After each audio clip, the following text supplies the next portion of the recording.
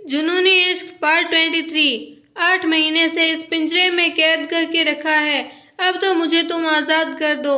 इतने में ही उसके पिंजरे का ताला खुलता है और वह शख्स उस लड़की को अपने कंधे पे डाल लेता है और ले जाकर उस झोंपड़ी के अंदर बने एक छोटे से टब में डाल देता है। टब में डालने के साथ ही वह लड़की चिल्ला पड़ती है, ये क्या तरीका है? तुम बेदिल तो हो ही, अब क्या बेदिमाग भी हो गए हो? मैं रोज की तरह खुद को साफ कर लेती ना।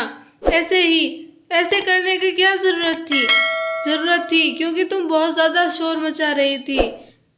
तुमको तो मैंने कितनी बार कहा है कि ऐसे शोर मत मचाया करो, चिल्लाया मत करा करो, पर तुम कभी मेरी बात नहीं मानती। अगर तुम ऐसे ही रही तो बहुत जल्द तुम्हारा काम खत्म हो जाएगा। ये सब बात उस नौजवान ने अपने दांत पीसते हुए कहा था, जिस पर वह लड़की डरती हुई अपना मुंह बनाकर बोलती है, हाँ तो मार ही डालो ना, किसने रोका है? मैं तो वैसे भी कुछ नहीं कर सकती। इस पर वह लड़का कुछ नहीं कहता। कुछ देर उसे गुस्से में घूरने के बाद अपनी ठंडी आवाज में वह लड़का कहता है, देखो मनिका, ज्यादा मत बोला करो, बस जितना जरूरत हो उतना ही बोला करो। ये बोलने वाला कोई और नहीं, आरव था। आरव के बात पर मनिका टब से बाहर निकल उसे लिपट जाती और अपनी रुआ सी आवाज में कहती है, आरव, मैं इंसान नहीं हूँ, ये सच है, पर फिर भी मेरे अंदर भी भावनाएं हैं। मनिका आगे कुछ बोल पाती कि आरव उसे उठा के फिर एक बार टब में डाल देता और सख्त हिदायत देते हुए कहता है, देखो मनिका, मेरे चुप रहने या कुछ ना करने का फायदा मत उठाओ। मैंने तुम्हें जिंदा रखा, उसके पीछे कारण है, नहीं तो मुझे कोई शौक नहीं तुम जैसी पिशाचन के साथ रहने का। मनिका कुछ नहीं कहती, पर आज आरव की बातों ने उसके दिल में गहरे घाव कर दिए थे। ना चाहते हुए भी उसकी आंखों में 2 बूंद आंसू गिर जाते हैं। वहीं मुंबई में आज फिर से अचानक ही बादल बरसना शुरू हो गए थे। सड़क पर भागते लोग, हर कोई अपने आप के ऊपर इस वक्त कोई छत ढूंढ रहा था। तो वहीं डीबी कंपनी के उस बड़े से केबिन में रुद्र अभी भी अद्विका को अपने पैरों के बीच लिए काम कर रहा था, मानो अद्विका को छोटी बच्ची हो। विंडो खुली होने के कारण ठंडी हवा और बारिश के कुछ छींटे आराम से अंदर आ रहे थे, या यूं कहें कि उन्हें अंदर जानबूझकर आने दिए जा रहा था। अद्विका ठंड से थोड़ा कंपकपा रही थी तो रुद्र इस बार जानबूझकर खुद को पीछे कर लेता है, जिससे अद्विका खुद थोड़ा पीछे हो उससे सट जाती। रुद्र को ये अच्छा लगता है, हालांकि वह यही चाहता था, पर इस वक्त शायद उसके मन में कुछ और चल रहा था। वह अद्विका को कमर से पकड़ के उठा खड़ा कर देता है और खुद खड़े हो केबिन के कोने में बने एक छोटे से लाइब्रेरी की तरफ चल देता है।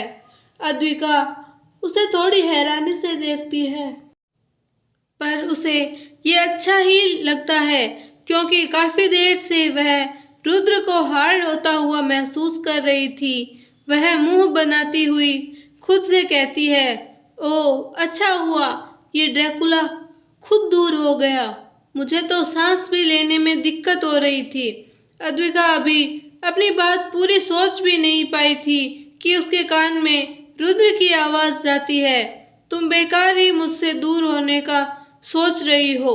रुद्र के ऐसे अचानक से कहने पर अद्विका हड़बड़ा जाती। वह झुंझलाते हुए कहती, क्या क्या मतलब है? अद्विका के ऐसे झुंझलाने से रुद्र उसके करीब आ उसको अपने एक कंधे पे उठा लेता है। यह सब इतने जल्दी हुआ कि अद्विका खुद को संभाल ही नहीं पाई। रुद्र उसे ऐसे ही अपने कंधे पे डाले वापस लाइब्रेरी के तरफ ले जाता है और वहां जा के शेल्फ में से कुछ मैगजीन निकाल के अपने हाथों में रखता है। अद्विका भी ऐसे ही किसी मूर्ति की तरह उस पे टंगी होती है, मानो सचमुच की कोई मूर्ति हो। अद्विका अपने मन में सोच रही थी, ये क्या कर रहा है, कि तभी वह खुद को किसी गद्दे पर पटकती हुई महसूस करती है। ये क्या किया? अद्विका दर्द से कराह जाती है। वही जो मुझे इस वक्त करना चाहिए था, रुद्र बिना किसी भाव के जवाब देता है। अद्विका अपना मुंह बनाती हुई, हाँ तुम ताकतवर हो ना, जो मन में आए वही करेंगे, गंदे ड्रैकुला। अद्विका को बेड पर पटकने की वजह से रुद्र और अद्विका का मुंह आमने सामने हो गया, जिस वजह से दोनों ही एक दूसरे के करीब आंखों को देख रहे थे और दोनों की सांसें एक दूसरे की सांस से टकरा रही थी।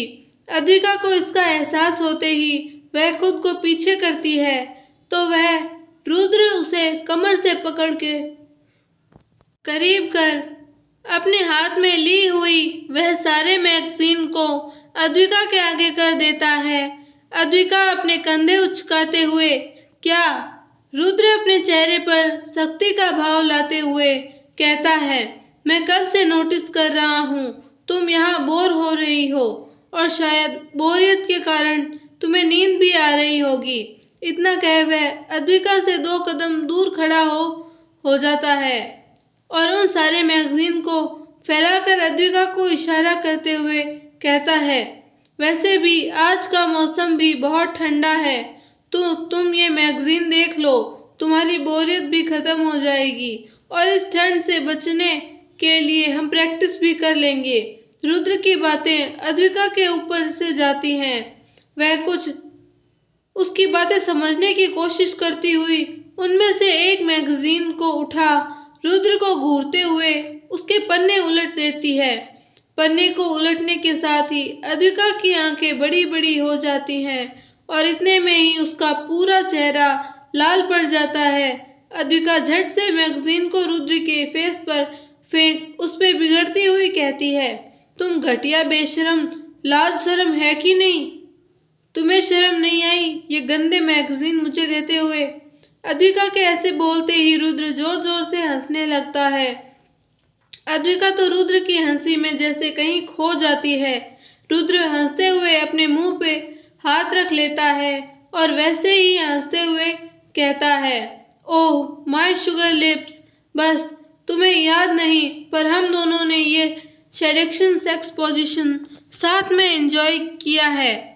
ऐसा कह वह अद्विका के थोड़ा करीब आता है और स्मित करते हुए कहता है, वैसे काफी हार्ड कर दिया है तुमने मुझे, तो तुम चाहो तो हम एक राउंड कर सकते हैं, but this time I would like to do all the sex positions. तो क्या कहती हो मिस अवस्थी?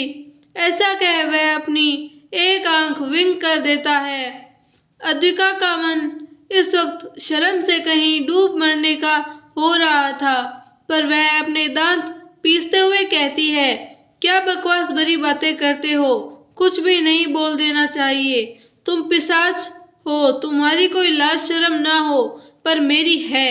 अद्विका के बात पर रुद्र अपनी हंसी रोक वापस अपना चेहरा सख्त बना लेता है और उसकी ओर अपने कदम बढ़ा देता है। देखो तुम मेरे करीब मत आओ, मैंने तुम्हें पहले भी कहा था मैं वैसी लड़की नहीं हूँ। ये सब बोलते हुए अद्विका के आंखों में आंसू आ गए थे, पर फिर भी रुद्र के कदम नहीं रुकते। वह अद्विका के एकदम करीब हो जाता है, इतना करीब कि अद्विका अपनी नजरें उठा के जब देखती हैं तो उसकी भूरी आंखें हंटर की नीली आंखों से टकरा जाती है और उसका सर रुद्र के सीने से। तभी केबिन का दरवाजा खुलता है और अद्विका और रुद्र दोनों की नजरें दरवाजे पे खड़े विराट पे जाती हैं, जो अपना सर झुकाए खड़ा था। बोलो विराट, क्या काम था? ऑर्डर मिलते ही विराट कहता है, माय लॉर्ड, महाराष्ट्र में वापस कुछ कॉन्फ्लिक्ट हुए हैं। विराट के बात पर अद्विका अपनी आंखें सिकुड़ के उसे घूरती हुई कहती है, ये तो न्यूज़ है, इसे क्यों बता रहे हो ये?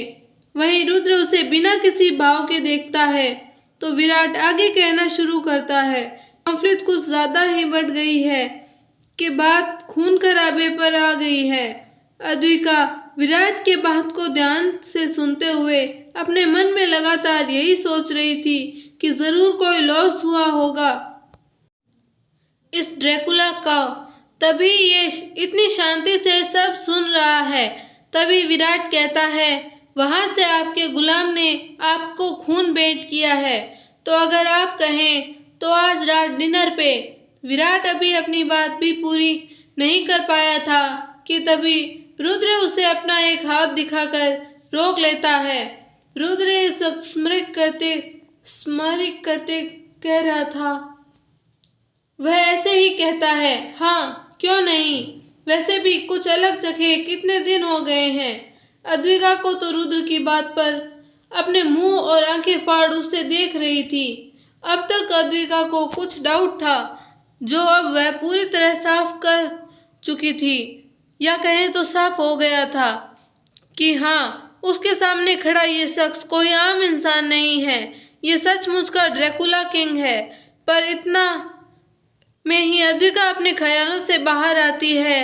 कोई हिसाब नहीं है विराट कि तुम मेरे साथ कब से रह रहे हो, पर फिर भी मुझे कभी कभी समझ नहीं आता कि तुम ये कैसे भूल जाते हो कि मुझे कब और कैसा खून पसंद है। विराट को अपनी गलती का एहसास जल्दी हो जाता है। वह माफी मांगते हुए कहता है, माय लॉर्ड, मैं आपसे पूछ लेना चाहता था। ठीक है, ब्लड को मैंशन में रात तक पहुंचाना सही है, बाकी लोग अपना पेट भर सकते हैं। रुद्र के बात पर अद्विका का दिमाग फिर एक बार, मतलब बाकी लोग, क्या इसके पास और भी इसके जैसे हैं? अद्विका को अपनी सोच में उलझा हुआ देख रुद्र कोई रिएक्ट नहीं करता। वह अपनी पॉकेट से एक सिगार निकाल के अपने होठों के बीच दबा लेता है। कुछ ही देर में वहां सिगार का धुआं फैल जाता है, तो वहीं अद्विका अपने नाक पर हाथ रख अभी भी वहीं खड़ी थी और विराट वहां से कब का जा चुका था। अद्विका अपना गला साफ करते हुए कहती है, मैं जा रही हूँ, टाइम ओवर हो चुका है। अद्विका इतना कह अपने कैबिन से बाहर बढ़ाती है कि रुद्र की भारी आवाज वहां गूंजती है, रुको, मेरी पर्सनल असिस्टेंट होने के नाते अब मेरा हर काम तुम देखोगी। अद्विका उसके बात पर कोई खास रिएक्ट ना कर फिर अपने कदम बाहर की ओर बढ़ा देती है कि तभी वह खुद को हवा में महसूस करती है। अद्विका इस वक्त अपनी आंखें बड़ी कर रुद्र को गुस्से में घूर रही थी, जो उसे अपने मजबूत बाहों में भर के खड़ा था। दोनों ही एक दूसरे को देख रहे थे। अद्विका की तो जैसे हवा टाइट हो ही गई हो। रुद्र उसके कान में धीरे से कहता है, आज से तुम मेरे साथ मेरे घर पर रहोगी। रुद्र की बात पर अद्विका कुछ देर उसे घूरती है, चुपचाप, फिर अचानक ही किसी 2 साल के बच्चे की तरह अपने हाथ पैर चलाते हुए चिल्लाती है, कोई है, बचाओ मुझे इस ड्रैकुला से, प्लीज कोई तो सुनो, नहीं तो ये मुझे खा जाएगा। अद्विका के इस हरकत पर रुद्र उसे बड़े अजीब से घूरता है और अद्विका थी कि बस चिल्लाए जा रही थी। अंत में रुद्र को अद्विका को अपनी गोद से उतारना ही पड़ता है। रुद्र का अद्विका को अपने गोद से उतारते ही अद्विका बिना एक पल गवाए वहां से रफू चक्कर हो जाती है। अद्विका को ऐसे देख रुद्र अपने आईब्रो सिकुड़ाते हुए कहता है, व्हाट द फक। अगर आपको हमारी स्टोरी पसंद आई हो तो वीडियो को लाइक, शेयर एंड चैनल को सब्सक्राइब करना ना भूलें और बेल आइकन नोटिफिकेशन को ऑल पर सेलेक्ट कर दें ताकि हमारी सारी वीडियोस की नोटिफिकेशंस आपको मिलती रहे। धन्यवाद।